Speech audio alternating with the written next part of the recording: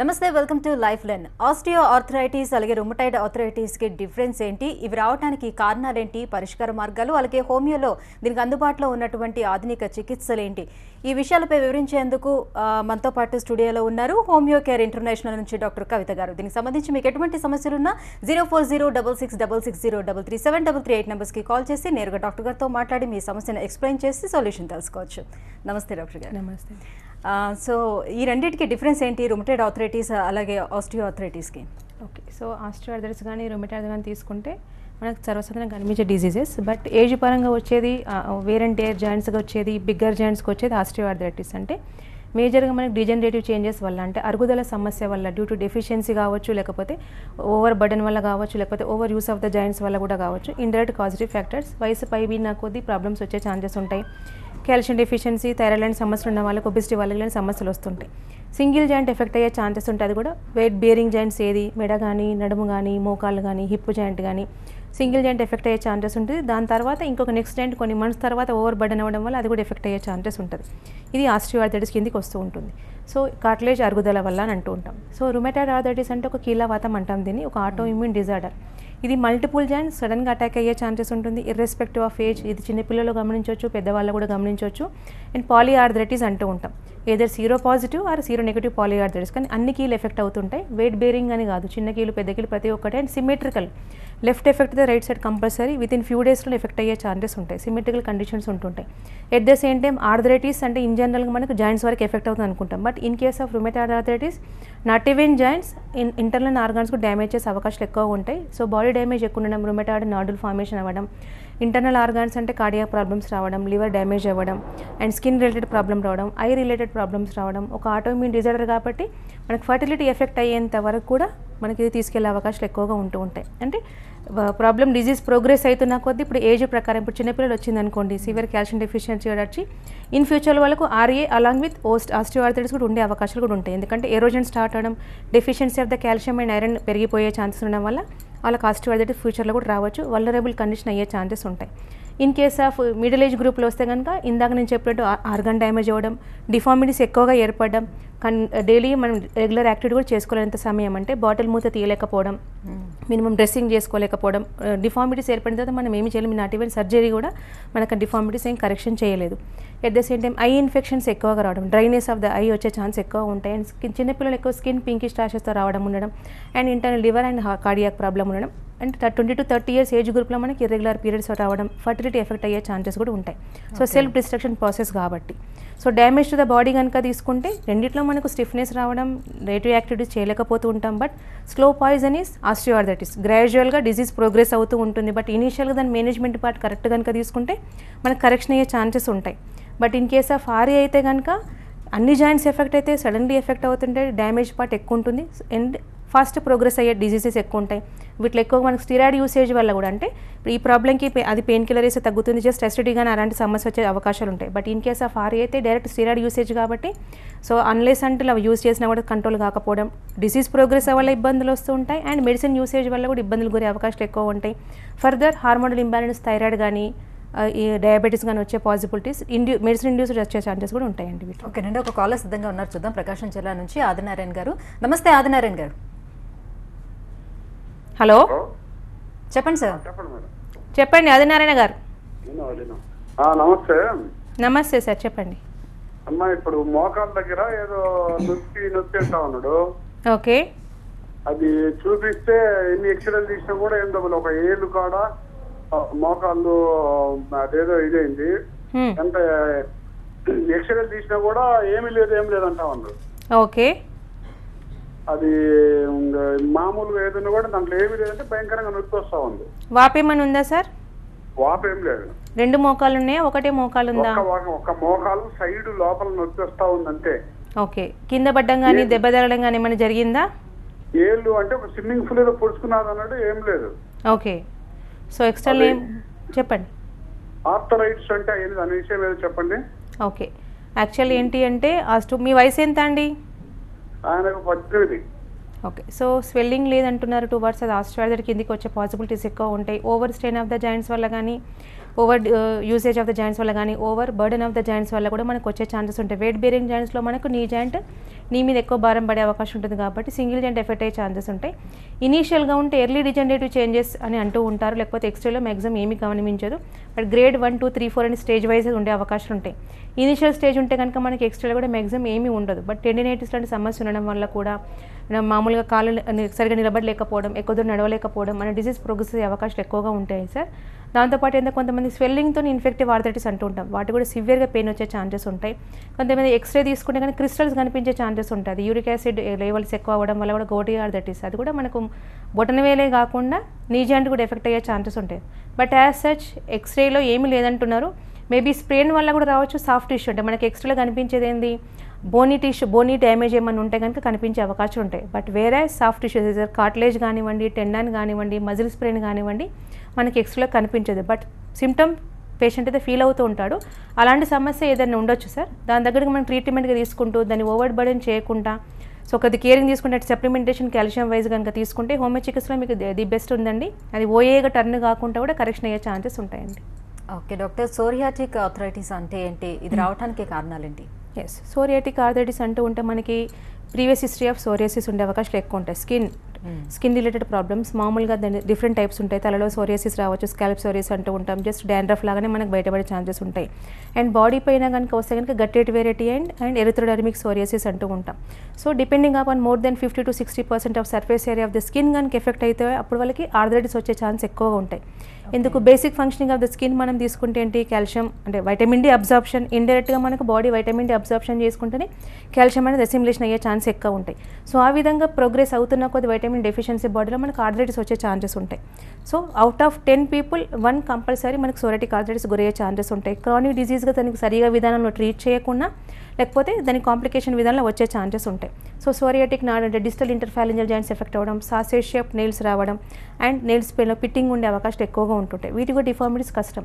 But ఇనీషియల్గానే psoriasis కనుక ఉండగానే మనకు సరిగా విధానంలో చికిత్స తీసుకుంటే హోమియోలో ది బెస్ట్ ఉంటుంది. స్కిన్ రిలేటెడ్ ప్రాబ్లం కానీ ఆర్థరైటిస్ కానీ సో కాంప్లికేషన్స్ లేకుండా, సో నెయిల్ పిట్టింగ్ లేకుండా, ఆర్థరైటిస్ రాకుండా, డిఫార్మిటీస్ లేకుండానే కంప్లీట్ సొల్యూషన్ ఆఫ్ సోరియాసిస్ ఉన్న కేసెస్ మన దగ్గర చాలా ఉన్నాయి. బట్ చాలామంది హోమియో అనే కానీ డైట్ రిస్ట్రిక్షన్స్ అంటూ ఉంటారు.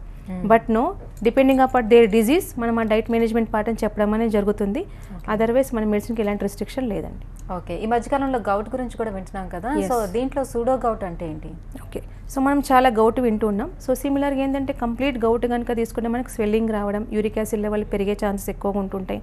ఎవరైతే నాన్ వెజ్ ఈటర్స్ ఎక్కువ ఉంటారు అంటే మీట్ ప్రొడక్ట్స్, ప్రోటీన్ ప్రొడక్ట్స్ ఎక్కువగా తీసుకుంటూ ఉంటారో, సో ఫ్యామిలీ అంటే ప్రతి ఒక్కరు హై ప్రోటీన్ రిచ్ డైట్ తీసుకునే వాళ్ళకి రావని లేదు. బట్ రిచ్ పీపుల్ అనేది ఇంతకుముందు ఉండేది, హై రిచ్ ప్రోటీన్ వాళ్ళు తీసుకునే వాళ్ళు కాబట్టి gouty arthritis run in the families ఉండే అవకాశాలు ఎక్కువగా ఉంటూ ఉంటాయి.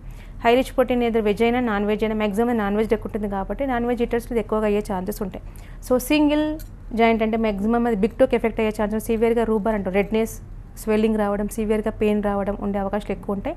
అండ్ ఇలా ఉన్న వాళ్ళకి ఏదైనా హిస్టరీ ఆఫ్ కిడ్నీ స్టోన్స్ అని ఉండొచ్చు, లేకపోతే వాళ్ళకి కిడ్నీ స్టోన్ కూడా ఫామ్ అయ్యే ఛాన్సెస్ ఎక్కువగా ఉంటూ ఉంటాయి. అండ్ సింగిల్ జాయింటే కాకుండా గ్రాడ్యువల్గా ఇందాక వచ్చిన కాళ్ళలాగా వాళ్ళకి ఆర్థరైటిస్ కూడా వచ్చే ఛాన్స్ ఎక్కువ ఉంటాయి. ఎందుకంటే న్యూ ఫార్మేషన్ అనేది జాయింట్ స్పేస్ని డిస్టర్బెన్స్ చేస్తుంది కాబట్టి వాళ్ళకి ఎర్లీగా ఆస్టియోఆర్థరైటిస్ వచ్చే అవకాశాలు కూడా ఉంటాయండి. అంటే అది ఒక జాయింట్ నుంచి ఇంకో జాయింట్ స్ప్రెడ్ అయ్యే ఛాన్సెస్ ఉంటాయి. క్రిస్టల్స్ అన్లెస్ అంటల్ కంట్రోల్ చేయకుంటే, ఇప్పుడు యూరిక్ యాసిడ్ లెవెల్ ఫీమేల్లో 6.6 ఉండాలి, మేల్లో 7.2 బిలో ఉండాలి. అది కనుక క్రాస్ అయిపోయి కంటిన్యూస్ ఫ్యూ మంత్స్ ఉందనుకోండి, definitely it may damage all joints. Okay, ఒక కాలర్ సిద్ధంగా ఉన్నారు, చూద్దామండి. ప్రకాశం నుంచి రవణారెడ్డి గారు. నమస్తే రవణారెడ్డి గారు. నమస్తే. నమస్తే అమ్మా. డాక్టర్ గారితో మాట్లాడండి సార్. డాక్టర్ గారు చెప్పండి సార్.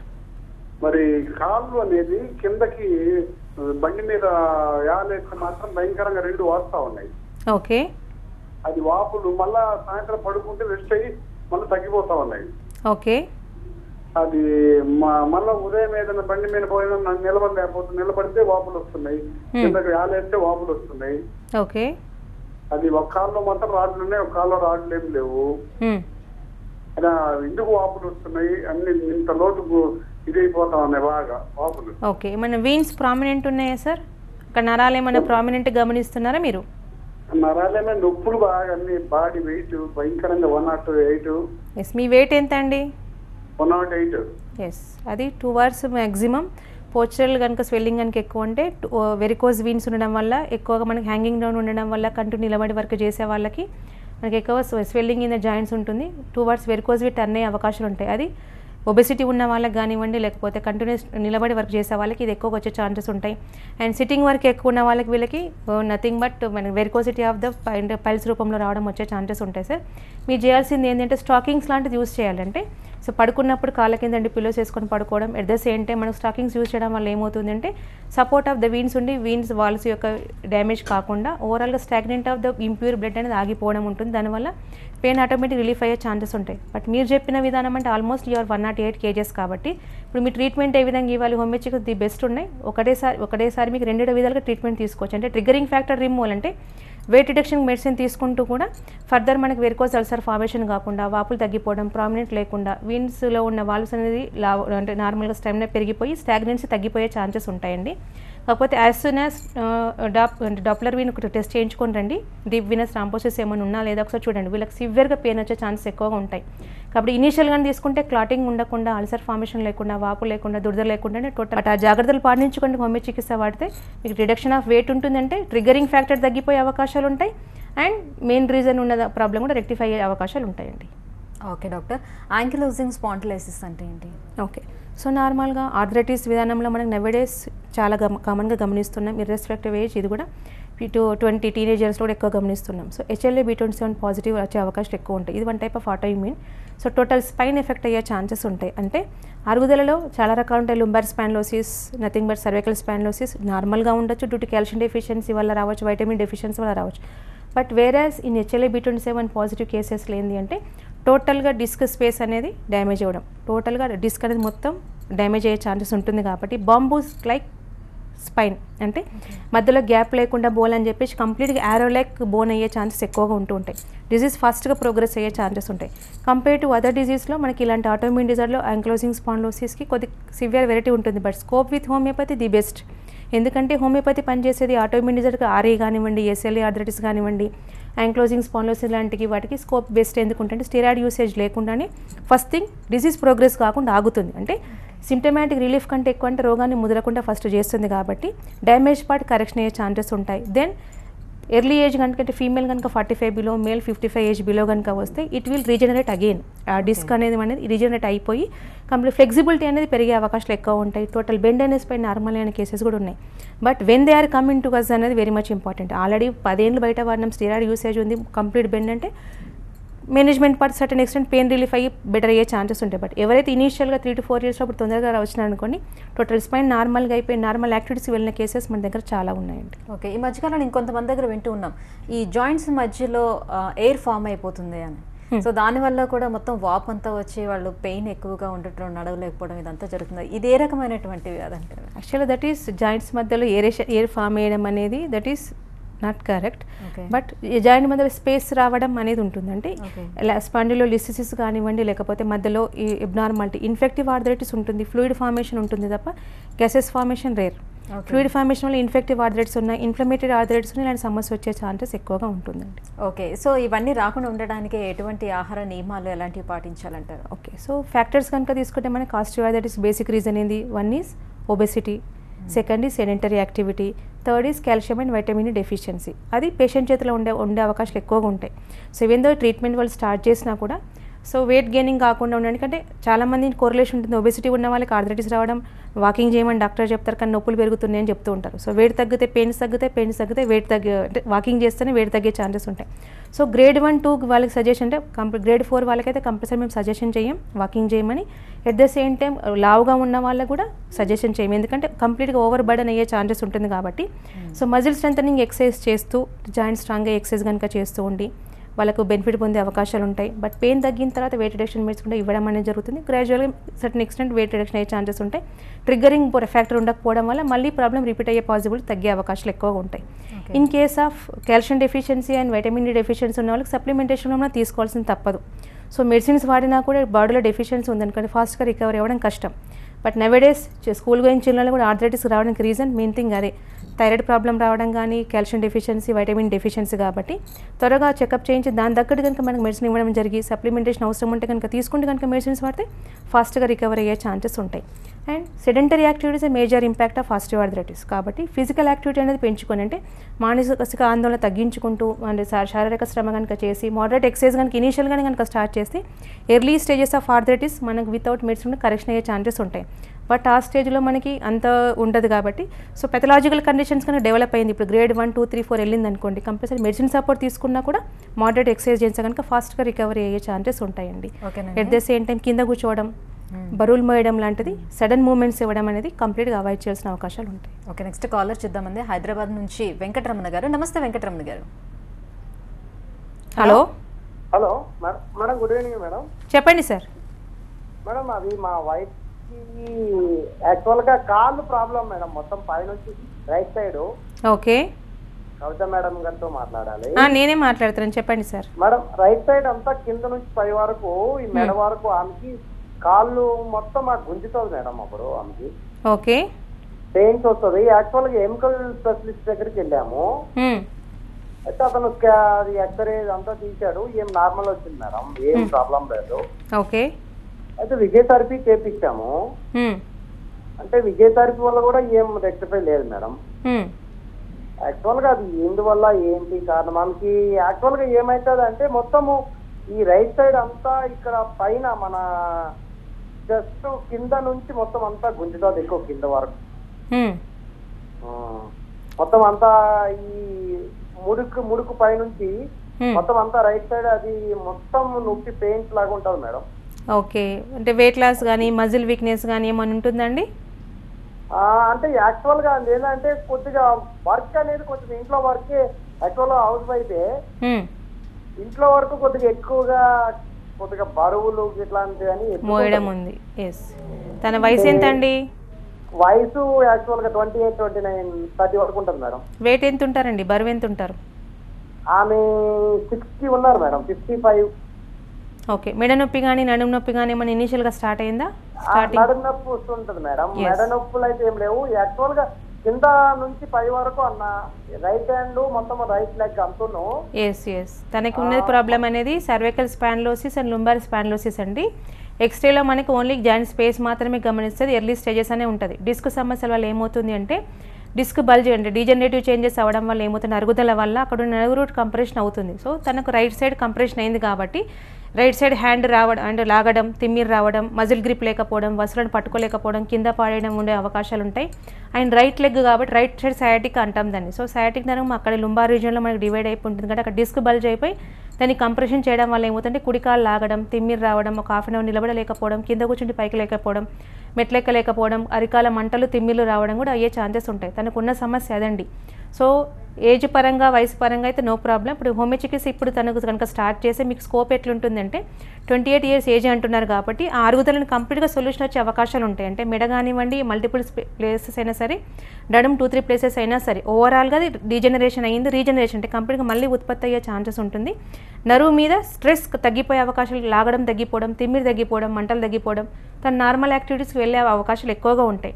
మీరు ప్రీవియస్ హిస్టరీ ఆఫ్ రిపోర్ట్స్ ఏమైనా తీసుకున్నారో ఒకసారి తీసుకొని నియరెస్ట్ హోమియో కేర్ బ్రాంచ్కి విజిట్ అవ్వండి, డెఫినెట్గా తన విషయంలో సొల్యూషన్ ఉంటుందండి. ఓకేనండి, నెక్స్ట్ కాల్ చూద్దాం. వైజాగ్ నుంచి MLN రావు గారు. నమస్తే రావు గారు. హలో రావు గారు చెప్పండి. హలో చెప్పండి. చెప్పండి సార్.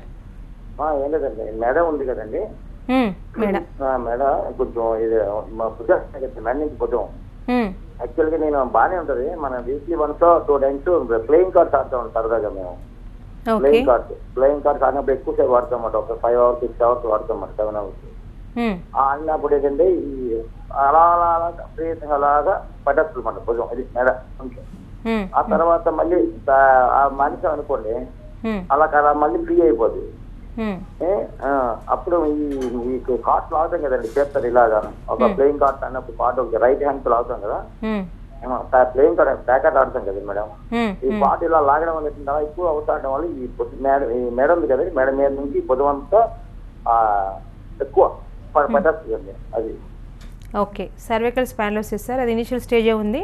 ఇందాక చెప్పినట్టు over use of the joints, over strain of the joints, over burden of the joints, ముఖ్యంగా సర్వైకల్ స్పాండిలోసిస్, లుంబర్ స్పాండిలోసిస్ ఎవరికి రావడం ఉంటుందంటే ఎవరైతే టైపింగ్ వర్క్, యాంకరింగ్ వర్క్ లేకపోతే సిస్టమ్ వర్క్ ఎక్కువ యూసేజ్ చేయడము, over strain of the neck వల్ల ఇలాంటి సమస్యలు వచ్చే ఛాన్సెస్ ఉంటాయి. సో మీ విషయంలో జరిగింది అదే ఎర్లీ డిజనరేటివ్ చేంజెస్ అంటూ ఉంటాం. డిస్క్ బల్జ్ చేయడం వల్ల అక్కడ లాగడం, తిమ్మిరి రావడం, పుల్లింగ్ పెయిన్, మనకు వస్తువులు కింద పడేసి ఛాన్సెస్ కూడా ఉంటాయి. మీరు మోడరేట్ ఏంటంటే సడన్ మూవ్మెంట్స్ కాకుండా, ఓవర్ స్ట్రెయిన్ కాకుండా, కంటిన్యూ లేకుండా ఒక ఎవ్రీ హాఫ్ అన్ అవర్కి ఒక 5 minutes బ్రేక్ కనుక ఇచ్చుకుంటూ కనుక మెడిసిన్స్ వాడితే ప్రాబ్లం కరెక్షన్ అయ్యే ఛాన్సెస్ ఉంటాయి సార్. ఇబ్బంది ఏం లేదు. Okay, thank you madam. Osteo arthritis అలాగే రుమటైడ్ ఆర్థరైటిస్ డిఫరెన్స్ అండ్ కారణాలు తెలియజేసినందుకు థ్యాంక్ యూ సో మచ్. ఇది ఇవాల్టి లైఫ్ లైన్. చూస్తూనే ఉండండి TV9.